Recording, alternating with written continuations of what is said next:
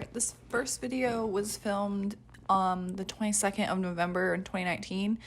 So I did a lot of desensitizing with Atlas with the rope before this, but I cut it out because you've already kind of seen that stuff with the lunge whip. So it's the same thing, the same process. I had him touch the cone, and then I would toss the string over his back and click when it was on his back, and then feed and repeat. I did the same thing with the rope. So he would touch the cone, the rope would go over his back, and then I would repeat that.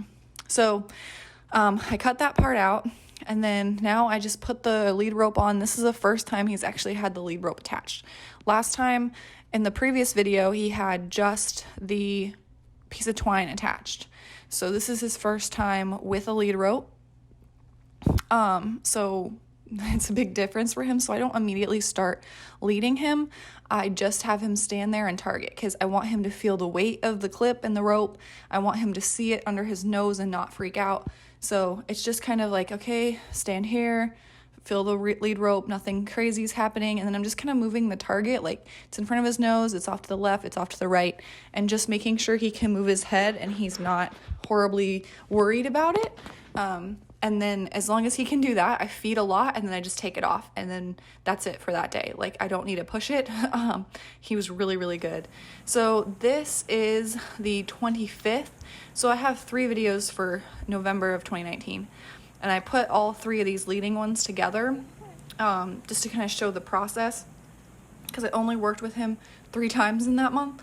So I just put them together so you can see his leading process, and then you don't have to watch a million separate videos. But so this is a couple days later. I'm doing the same thing. So I already went through and had him touch the cone or the target, and then desensitize him to the rope, over his body both sides, and then dragging on the ground both sides and in front of him.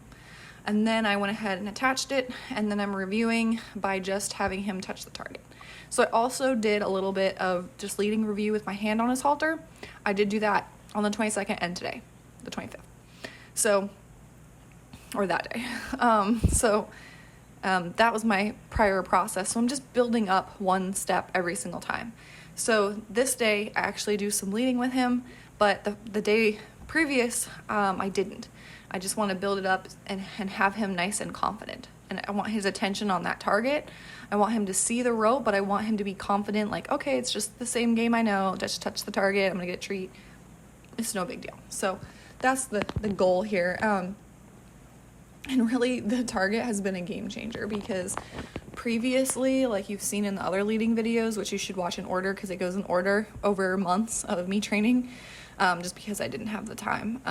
But you can really see the progression of where he was, because he was absolutely terrified of the twine, and now look at him, like he's staying there like he's had a halter and lead rope on his whole life. So it's pretty awesome. So then I'm just gonna start doing a little bit of movement. So I'm just backing up so I can kind of see what he's doing. I don't want to turn my back to him and lead in a leading position and he freaks out and I can't see what's happening. So I'm just kind of backing up. That also draws him toward me, and then I'm just gonna have him walk while seeing that lead rope attached. I'm not gonna go ahead and just immediately put pressure on it and have him lead. I'm gonna break it down real easy. So I'm just gonna have him yield his hindquarters, so he's a little confused. He was like, I'm supposed to back up. I'm like, no, just follow it this way. But this is a nice, easy maneuver to get him to unlock his feet without him going forward. So you kind of have a bit more control because you're disengaging that hind end, but you're also unsticking the feet. So that's where I wanted to kind of start. You can see that rope underneath his chin, and he's doing really, really well. So I just added a couple more steps that time in the hindquarter yield, but he doesn't seem horribly worried about the lead rope at all. So then I kind of fade the target a little bit. I kind of ask them my body language and then bring the target up, versus the first couple times I just had him follow the target, just because I really want that to be the main focus. So I want him to think of positive things. He thinks positively of the target, so can kind of override some of his fear if he has it. But now I'm just doing the same thing I did on the left side, on the right side, and I'll just kind of back up a little bit, see if he'll follow the target, and then do some hindquarter yields here. So if he'll move off my body language, and he will. That looks really good. So I'm waiting for that front feet to cross or step over, or the hind legs to cross or step over. It doesn't have to be perfect. I just want him to move. Like, I'm not looking for perfection here. He's doing so good with this. Like, it's not a big deal. So what I've done with Atlas, I just have a regular lead rope on. This is probably a 10-foot lead rope. I'm not sure. This is like when you get a tractor supply. It's not like a training one. I just didn't want to have too much rope and it get tangled up. He gets scared. He sees all the rope and it's scary. I didn't want any of that. But it also gives me just a little bit more control because I can just have it in my hand. If he were to leave, then there's not as much chasing him. He probably won't get tangled up in this, and then I can just kind of hold like I am here. There's no loop, there's no folds, there's just nothing. I can just let go if I have to. So that's my thinking around that. You don't have to start them in a rope halter. He went ahead and touched the target on his own. So I'm gonna click and feed and go ahead and give him a treat. That was really nice backup. So I'm just kind of testing. Can you come forward? Can you come side to side? Can you back up? That was really nice backup. You can do this in a flat halter too, doesn't really matter. I wouldn't necessarily use a real thin rope halter just because horses this one's really soft and like flexible. They could panic if they hit that and then they're just not thinking anymore. They're just panicking. So they're not going to be able to be taught anything. So unless your horse is very shut down, very quiet, very pushy, and you kind of need that extra control. I'm not going to say don't use it on all horses because you can't say that broad of a statement. But if you have one like that, you might need to use it. But generally, I won't use it. I think Castor led first in this same halter, so it has a little bit more control, but it's really soft too, so it doesn't freak them out if they hit the end of it. I mean, they might not love it, but at least it's not a ton of pressure. So that's just something to think about. But I'm just going to start walking forward like I would leading, and just building up those steps. So, and I'm going to do both sides and then make sure he can go side to side and just kind of playing around, just doing a couple steps. He doesn't really need to do anything like super distance like related. Like I'm not going to drag him around and make him do laps in the round pen. That's just going to be counterproductive. I want it to be really positive. He's not afraid. He thinks leading is fun. He gets to eat a treat. Like all very good things. Because he had such an aversion to the ropes, I want to make it super positive. So when he's coming up off the pressure, that looks really, really good. He didn't even need to follow the target there. So over time, I just kind of fade out the target a bit. So I'll bring it in if I need it. Like if he starts backing or going the wrong way, and I'll just kind of hold my lead rope and then show him the target, and he can figure it out. So he's doing quite well. I was really surprised at how well he was doing with the rope. So I feel like I prepared him enough, so that's pretty cool. Not bad at all. But I just did a little session there, and then this is the next day, the 26th, and I'm just going to kind of show the process like that I described in the beginning of the video, just because it is the same as the stick and string, but I just thought I'd run through it really quick just so you guys could see it. So you could understand what I was talking about if you couldn't really visualize it. So I'm just speeding through it, but he touches the cone, I throw the rope on his back. As soon as it goes on his back, I click, and then I take it off and feed. So I did this every single time because he was so afraid of the lead rope. It was ridiculous. But I just kind of cut most of it out. I'm just going to show you this side because it's closest to the camera. I did do it on both sides. But you'll just see this one side. It's the exact same on the other side. I didn't want to, it's no sense in seeing it both sides. It's literally the same thing.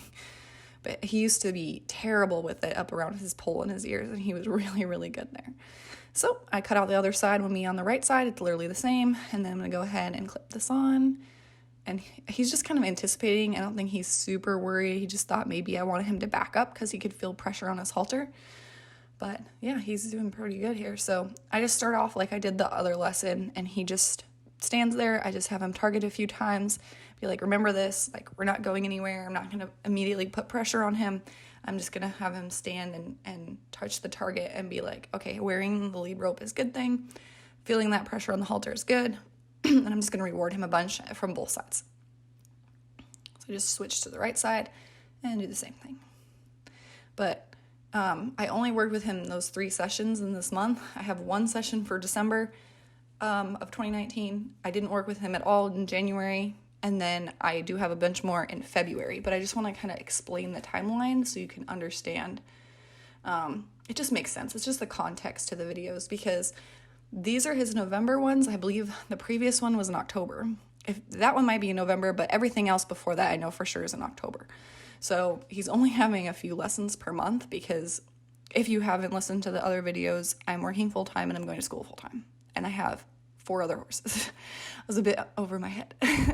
But that's just important to know while you watch these videos. But I felt like he did such a good job in that time frame with like having these, you know, he had a couple of sessions, like he had like 10 sessions for like the whole winter. So I thought that was pretty cool. But now he's just kind of going off of the pressure, and I just kind of, I'm not pulling, I'm just very lightly picking up on the rope, and then he's just coming off of it a couple steps. I click, I immediately let go, and then once he goes a couple steps, I click and feed. So previously, I would just click for just moving like right there, so he was a little sticky side to side, but he's gotten the forward, so I'll just kind of wait till he takes a couple steps, and then I build up. So that now he took 3 steps, I'll click and feed, and you just build it up over time. So you kind of have to pay attention, but look at all those steps. That's a lot of steps. You don't necessarily have to go that fast, but I thought he was handling it quite well. You could kind of stick to the 3 steps, do 4 and do it like that. You don't have to, but he's such a good boy. Like, he really caught on pretty good. The target was just key to him figuring this out, so I'm pretty excited about that. But another reason I use the shorter lead line is that I have minimal rope dragging. So usually when I use a longer 12, 15 foot line, I hold it like I am in this video, but you have all that extra. So I didn't want him to step on it. I didn't want him to be afraid. I'm just breaking it down into little pieces. So like you'll see in the next video from December, I'm using a longer rope and it's dragging a bit more, but I don't want to like freak him out in the beginning. So I want it to be very step by step, build his confidence. And then, you know, we can put the behavior together versus throwing it all on him at once. And he just loses it. That would not help anybody. But he looks really, really good. And he leads really nice from the right side. So that's always nice. I do mostly lead from the left side like everybody does. But it is important to teach him to lead from the right side, just because if there's another horse on that side or something spooky and I want to put myself between him and me just so he doesn't spook on top of me, or I can kind of guard him or move him a little bit better. It's just a really good skill for horses to have. So I probably do 70% of my leading on the left, but I do occasionally lead from the right just to remind him that it's the same thing on the other side. You'd be surprised, like if you never ever did it there, some horses will be like, what is happening? So like trained horses, like lesson horses I used to ride when I was a kid, like they were like, what? So he's a little confused here. I'm just going to kind of show him. I'm not going to put a bunch of pressure on him. I'm just going to wait till he stepped that left foot over. And then I click to him. So I don't want to hold the pressure real tight and just be like, follow this pressure, like, or else. Like, I just picked up gently. If it releases, it's okay, because I don't want to put this big pressure on him and he doesn't understand how to figure it out yet. I want to show him with the target, and then we can work on the pressure as we go. But this looks really, really, really nice here. He's really gotten that forward movement quite well, so I'm pretty happy about that. He struggles with this sideways, but you can see the amount of pressure I use there with the lead rope to get him to the side. That's about the max I will use for that specific maneuver there. See, I'm holding it just very gently and then not letting him follow it. So I'm not just holding and being like, figure this out, because an older horse, I might do that for. I'm not going to grab them and jerk them, but I would hold it because they understand how to move off of it. This is all new for Atlas, so I'm not going to do that to him. But he's doing quite well. This is pretty good. I was pretty excited about this lesson, honestly. But yeah, he was good, so I'm just going to end him on a good note. I don't want to do too much. I don't want to make this a drill and it's not fun anymore. So I just took the lead rope off because, again, I'm breaking it down, and then I'll take the halter off separately.